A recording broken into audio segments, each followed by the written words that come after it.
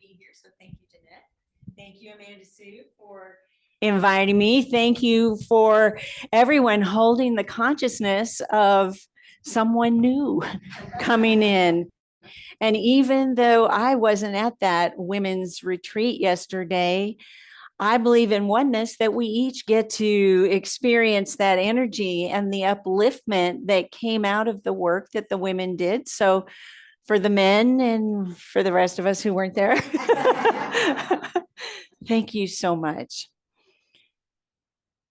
It is mind-blowing how connections bring us together, and that how we don't even realize that we've had connections. In fact, there are so many things that are mind-blowing in the world. I just thought I'd share a few with you. There is enough DNA in an average person's body to stretch the distance from the sun to Pluto and back 17 times. So if you ever feel small and insignificant, you can say, here's a mind-blowing fact, body. You can stretch from the sun to Pluto, right? Isn't that phenomenal? Okay, so here's another one. We as human beings cannot see as many colors as a chicken.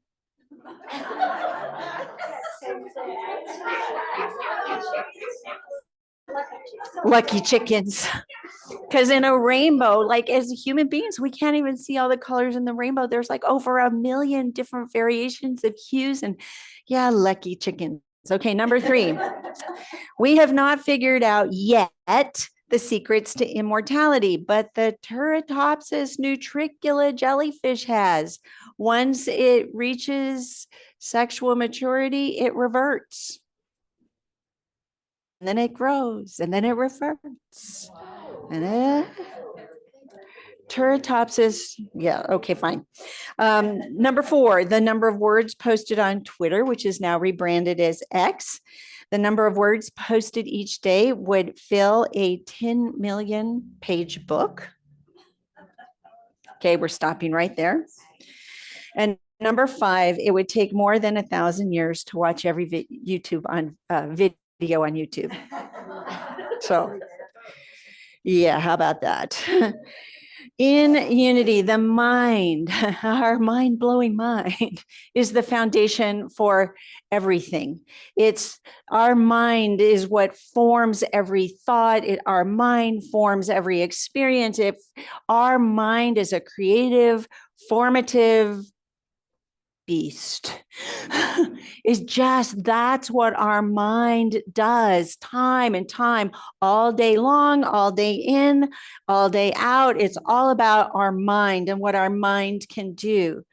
There's a quote attributed to both Ralph Waldo Emerson and Oliver Wendell Holmes that says, a mind once stretched by a new idea can never return to its original shape. So usually when we come into unity, at whatever age we come into unity, our mind gets stretched and our mind gets blown. We get to say, what do you mean God is not an anthropomorphic being? Yeah, it's a very fancy word, $5 or maybe 10 with inflation. But it's like, God is not a being with a long white beard sitting somewhere very far away. And for some of us, when we come into unity and we go, what do you mean God is energy? What do you mean God is omnipresence? What do you mean God is principle? Principle, what's that? And I think the hardest breach for our mind and consciousness to make when we come into unity is that whole idea that God is principle, that we are creative beings and we're constantly giving form and shape to our thoughts. We're constantly creating the experience we have of our reality. Oh boy. Like on good days, it's good, right? On good days, it's really good. Yeah, I created that. Yeah, I mean, it's like I participated in the law of mind action. I participated in creating my experience of the conditions in my life. I activated divine ideas and I put them into action. It's like, I feel so good. God is principle and so am I. It's like, yay. And then when the going gets tough, all we want is that anthropomorphic God. All we want is warm fuzzies. All we want is somebody's arms to wrap around us and say, boy, I'm so sorry. Let me make all your troubles go away. Right? Yeah. Okay. So at least one of us has been there before. Okay. So I think the second most difficult breach in consciousness to stretch our minds to is that God or spirit is our source. Spirit is the source of everything in our lives. Spirit is substance. So let's dive deep into metaphysics and get serious. Like, what is substance? I think principle is hard, but I think substance is harder because principle, it's like principle has structure, principle is law, principle is light, principle is light. But what is substance? What is substance? So two Unity writers, one's the co-founder, but Eric Butterworth says substance is the non-material essence at the root of all things. And Charles Fillmore, a co-founder, said, substance is the inner penetrating essence of everything that exists on earth. We could say that substance is like quarks in quantum physics, that subatomic particle that is the building block foundation of everything that exists. We can say that they're like quarks because we know quarks exist, we just don't see them. It's like, that's what substance is. I had a teacher, Johnny Coleman, who said substance is like cookie dough and our mind is the cookie cutter. Oh, okay. So I took that and I said, well, I'm more tactile than she is.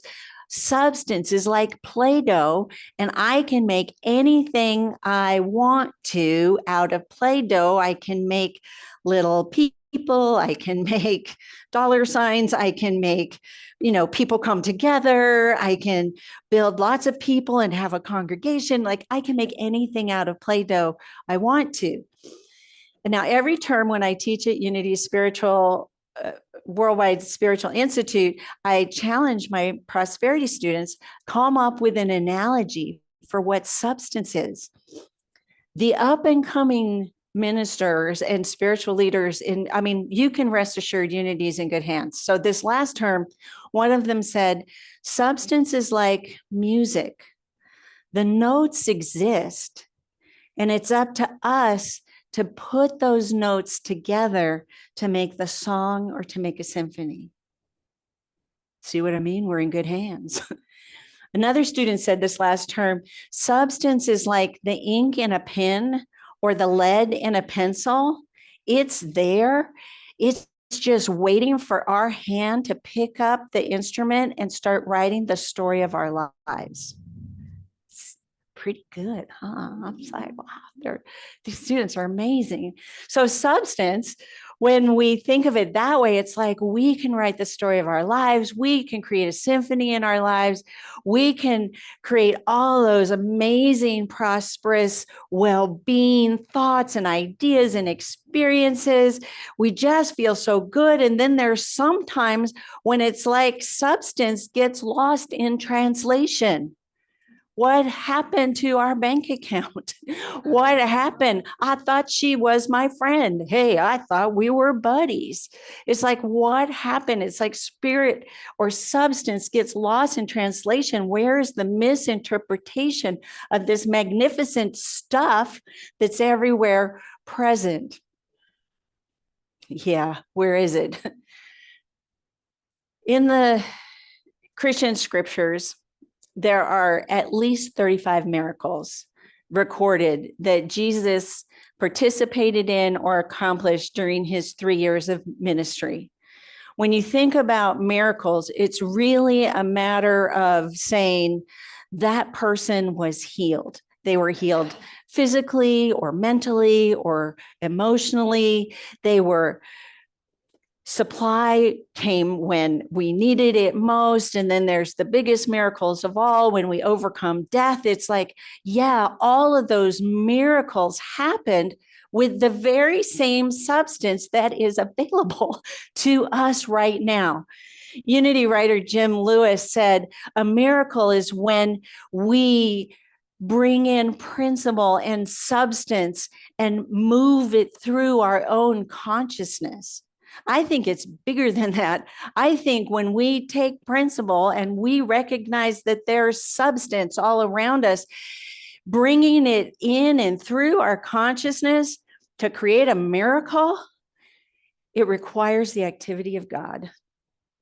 It absolutely requires the activity of God. It's not something we do with our little s self, but it's something we do with our big S self. And I think, well, have you ever heard the phrase, it'll take a miracle? It would take a miracle. Princess Bride, it'll take a miracle if you are a Princess Bride fan, but maybe you're not. So, but anyway, you know what miracles are, and you know what happens when somebody says it'll take a miracle. I think fundraising in a spiritual community is a miracle that we can, as a collective, support and sustain a whole idea about love and be that beacon of light and peace in the world, especially at a time where the world needs us. Fundraising is a miracle. It is an absolute miracle. I don't know if you've ever been to like a healing workshop or a healing seminar where the facilitator says, can I get a volunteer? I went to a healing workshop once and my friend volunteered. And so he came up to the front of the room. Now, my friend for 20 years had not been able to raise his arm more than this. 20 years. You'd say, Gary, raise your arm. He'd go like this. In 10 minutes of reconnective healing, Gary did this. Okay, there's no fan. He did this in 10 minutes. It was a miracle. I believe in my witnessing of that, it required the activity of God. The other thing it requires is shifting from a fixed mindset to a growth mindset. Yeah, okay, we got a bingo over there. So Carol Dweck is at University of Minnesota. She wrote an article called Mindset, the New Psychology of Success. She said, why waste time proving over and over again how great you are when you could be getting better? Why hide deficiencies instead of overcoming them? Why look for friends or partners who will just shore up your self-esteem instead of ones who will also challenge you to grow? Oh, it's getting painful already. And why seek out the tried and true instead of experiences that will stretch you? The passion for stretching yourself and sticking to it, even or especially when it's not going well, is the hallmark of a growth mindset. This is the mindset that allows people to thrive during some of the most challenging times of their life.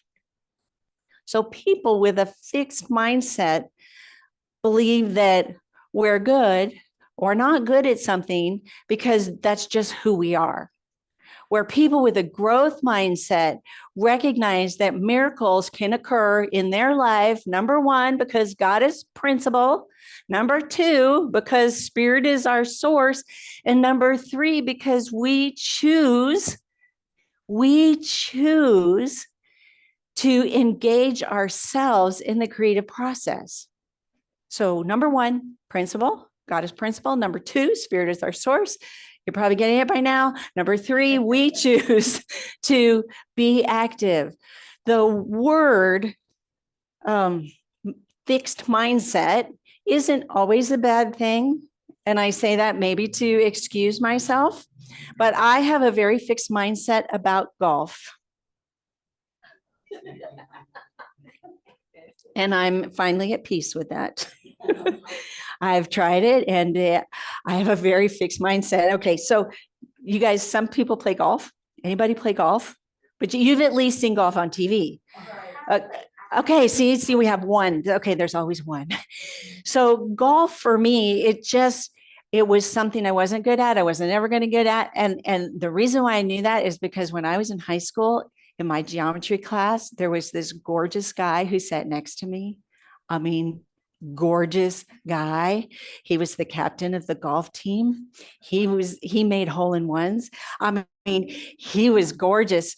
So I convinced my mother that I needed golf lessons at the same place that he took golf. And I had a very fixed mindset, and I am now finally at peace with that. So in a fixed mindset, we stick with things we know because we rely on that feeling of confidence. And in a growth mindset, we go into the unknown because we know that as we go into the unknown, we are absolutely convinced with faith and assurance that we're going to learn something that supports our highest and best.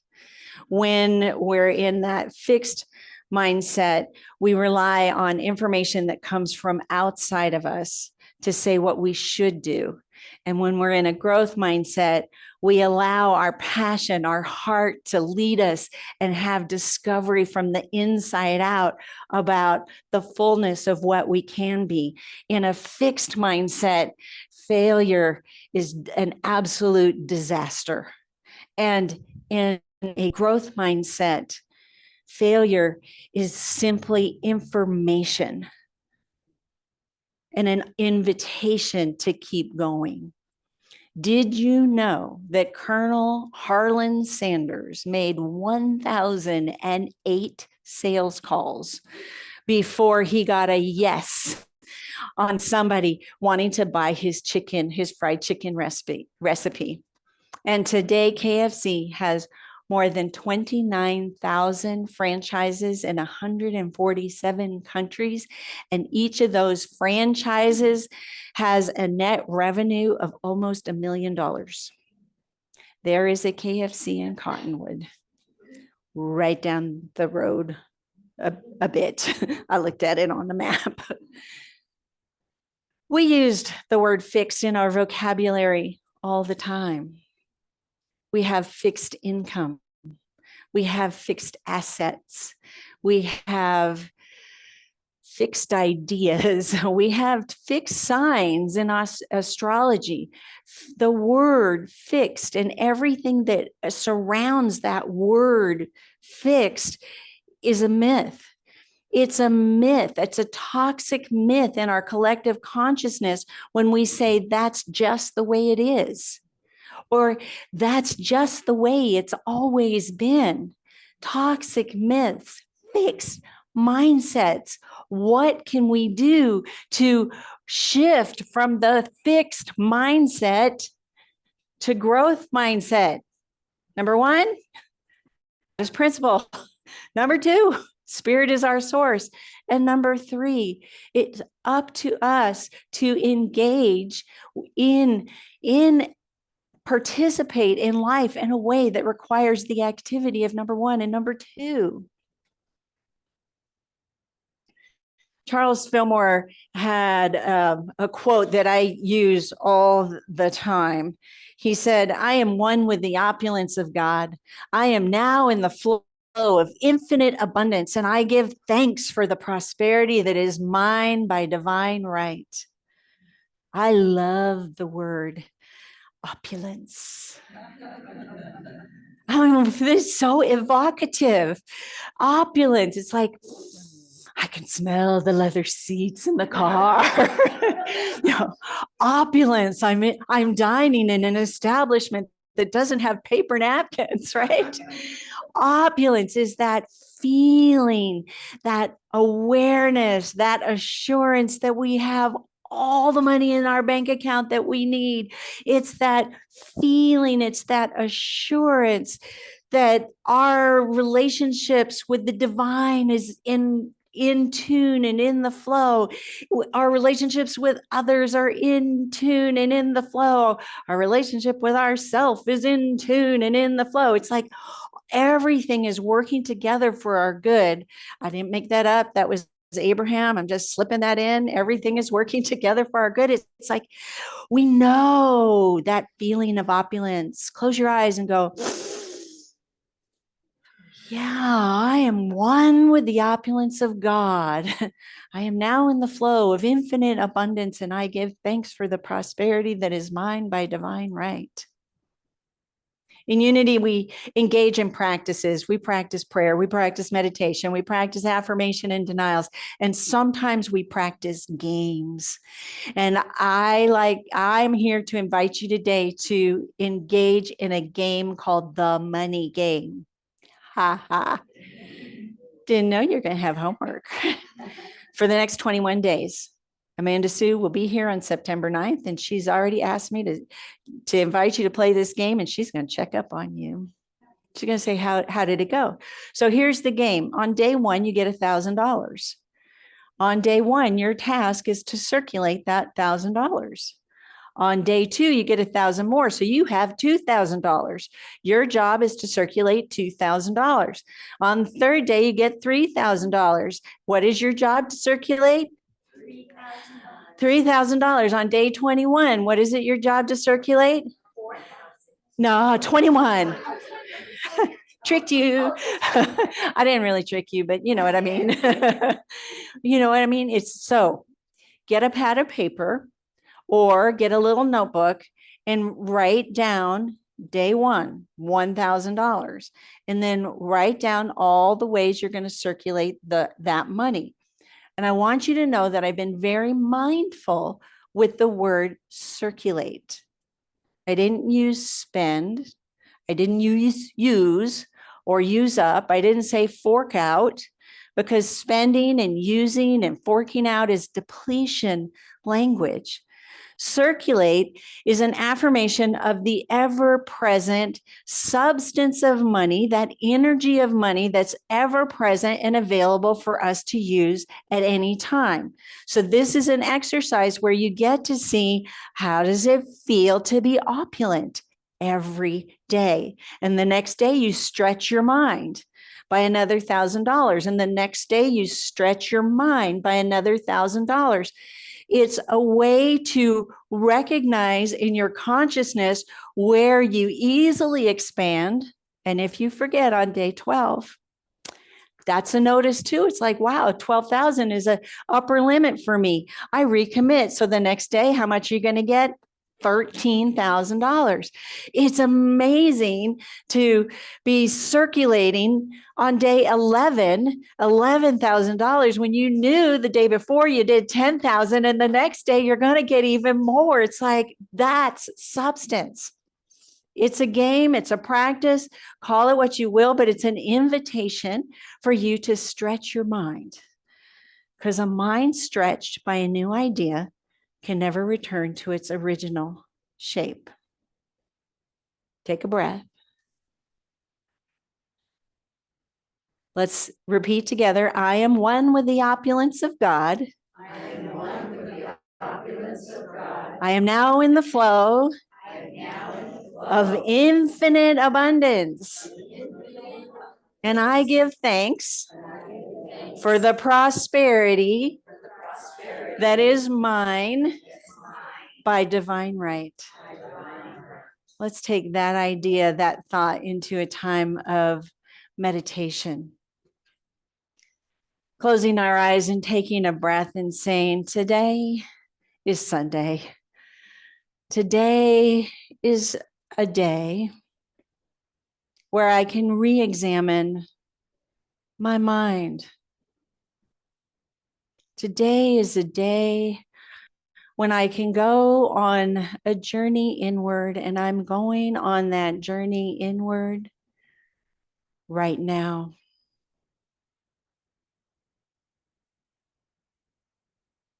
And as I go deeper and deeper into my soul,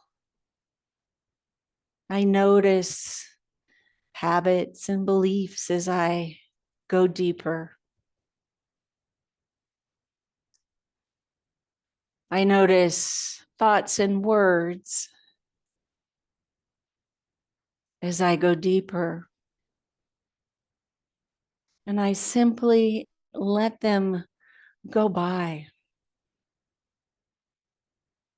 For this is my time to be one with Spirit.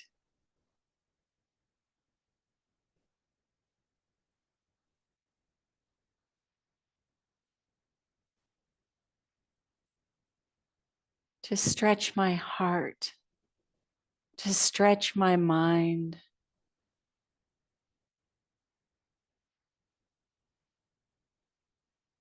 to follow my passion,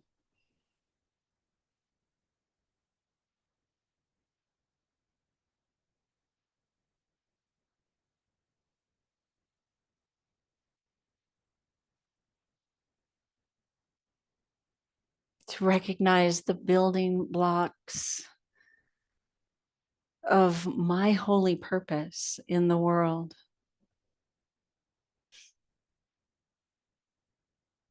Who I have come here to be, the light I have come to shine,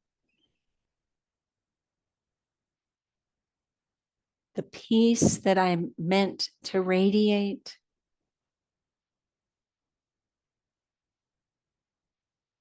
and the love that I am as an invitation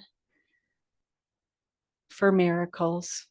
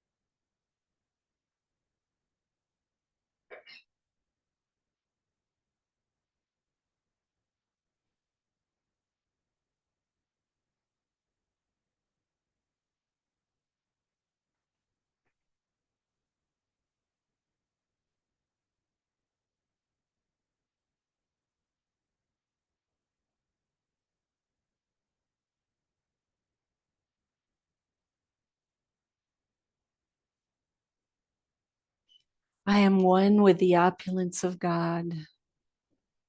I am now in the flow of infinite abundance, and I give thanks for the prosperity that is mine by divine right.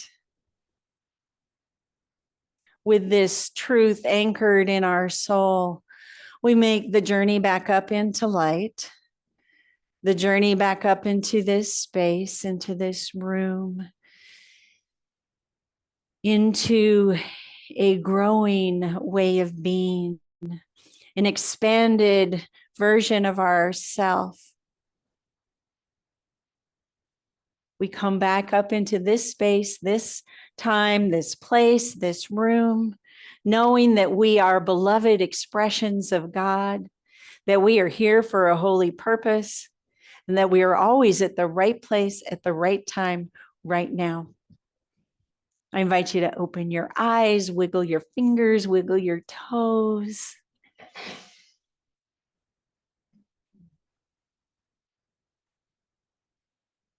And give great gratitude for yourself.